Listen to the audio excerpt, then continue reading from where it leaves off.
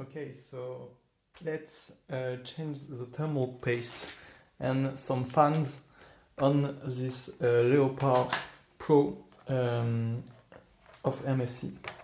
So first we need to unscrew all the screws.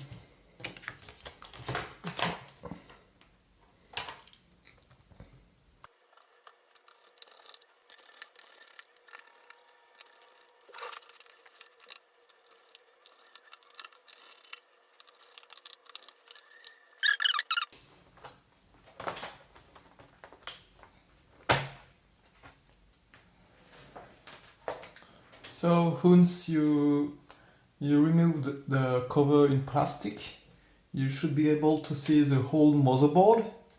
So here is a hard disk, the HDD.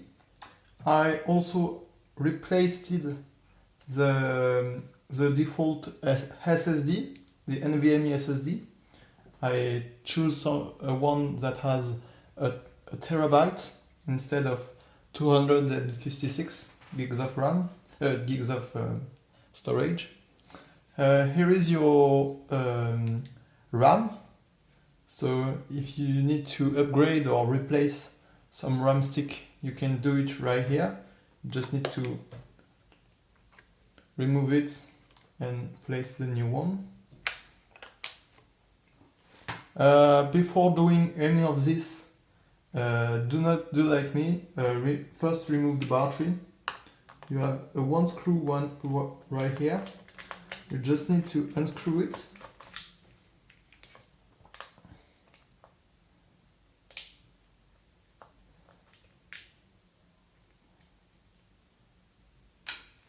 And you should be able to slide the battery to disconnect it.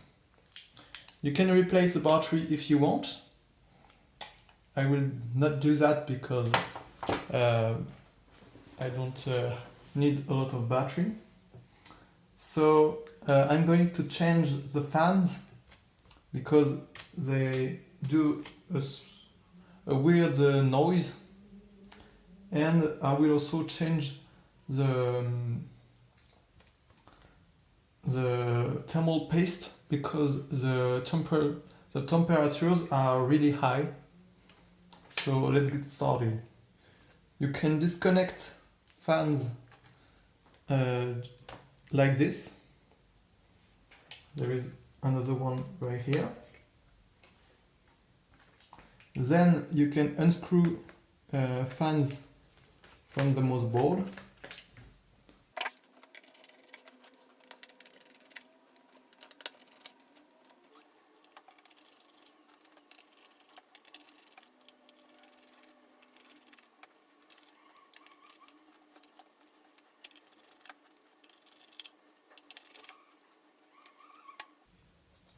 So now that I removed every screws, I should be able to just lift it up.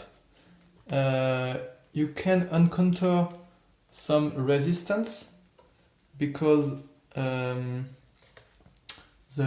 thermal paste is sucking the metal plate, so it can you just need to push a little bit to force it, just like this. And you should be able to remove the cooling system like this.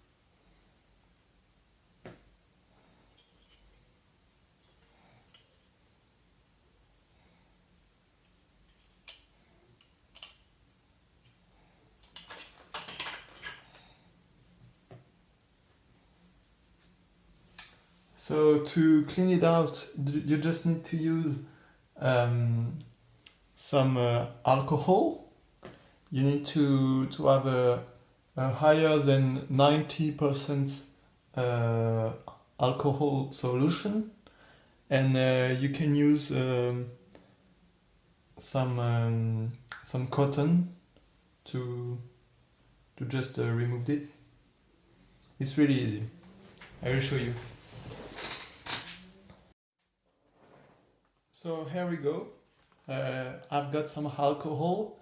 It's 95% of alcohol, but I think 90% should be good. So you just need to take a little bit of paper, open the bottle, up.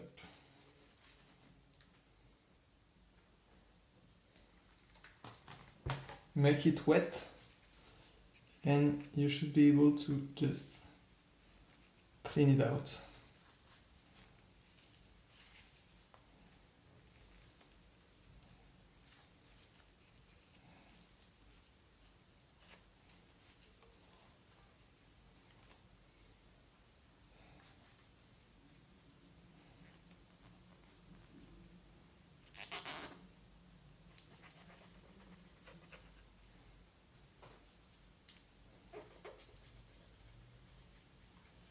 The only thing that matters is that the metal plate is well cleaned.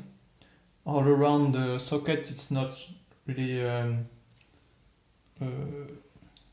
there is no issue if it's not completely clean. I will do the same with the GPU.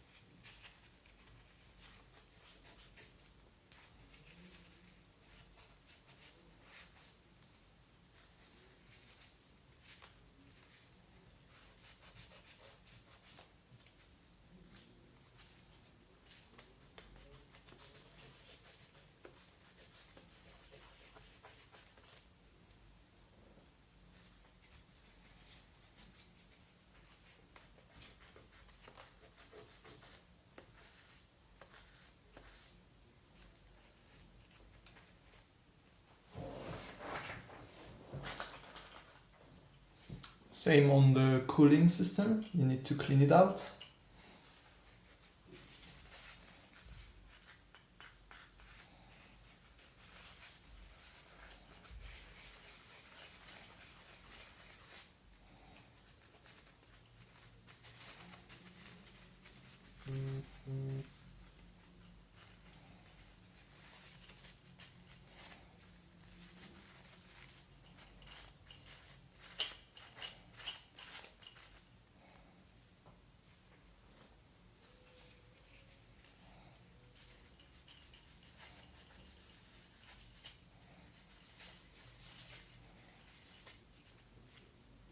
Okay, so now it's nice and clean. So we should be able to just to apply the new thermal paste.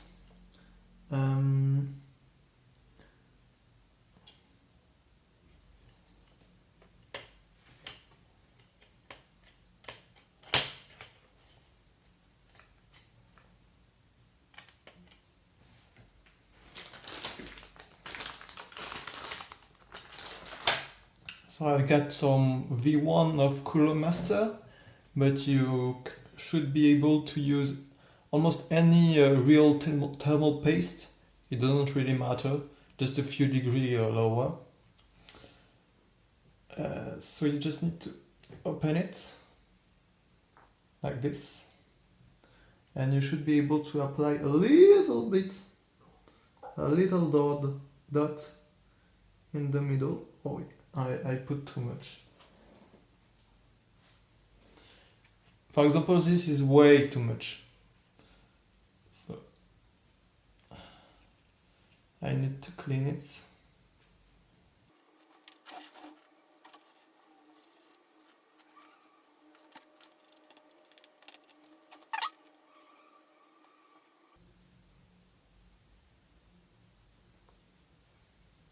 So we should be good to go. You can test by taking a small paper which is transparent, and if you applied it, if you press on it, normally it should spread around, but there is way too much on it, like you see, so that is not good. normally we should have really a small dot, and it shouldn't spread like this. I will clean it. So for example right here, what I did on the GPU was almost good. As you can see, when I pressed on it, it spread all around, so that's good, and it doesn't leak too much.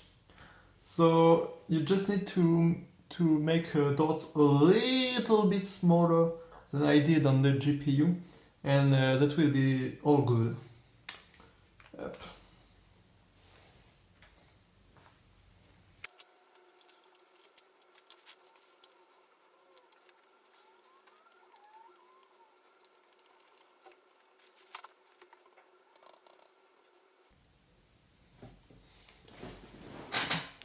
Okay, so I found a technique just right now.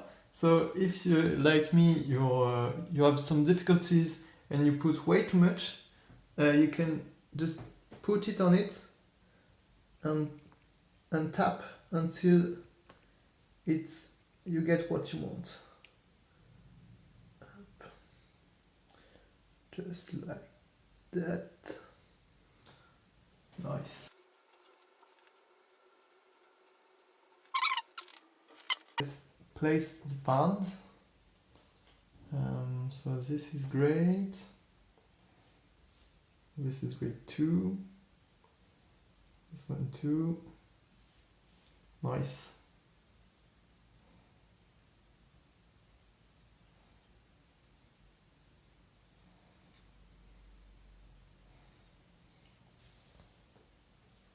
So to place it again, you just need to do it like this. And it's important, you need to, when you screw back the CPU and the GPU, you need to do it with a cross. So for example, I'm screwing this screw, I don't go fully, then I take another screw,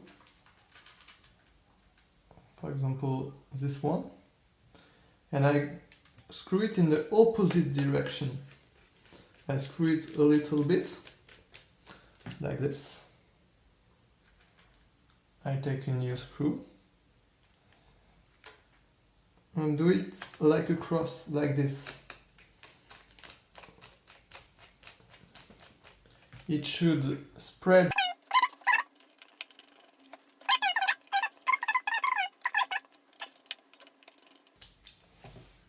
I can apply a little bit of force on it, gently, like this. And I can do the same thing on the GPU.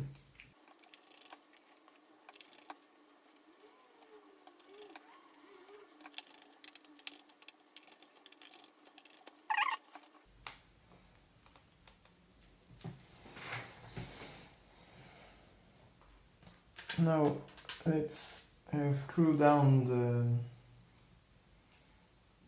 the fans.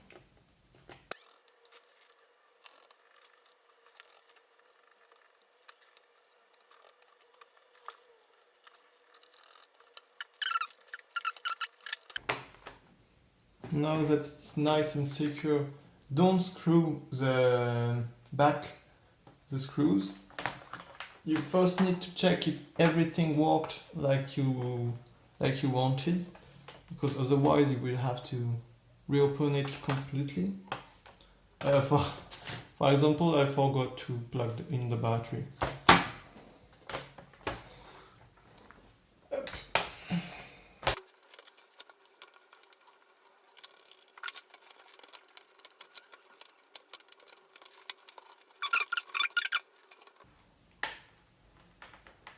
If you open it and you try to power on it, it will not work. You need to plug it to the DC, and now it should work like this. So don't be afraid if it doesn't work at the beginning you need to plug it to make it work. So let's check if everything works like intended. So the screen is working, the keyboard light up, it should stop and then reboot again. So don't be afraid, it's perfectly normal, just a security test.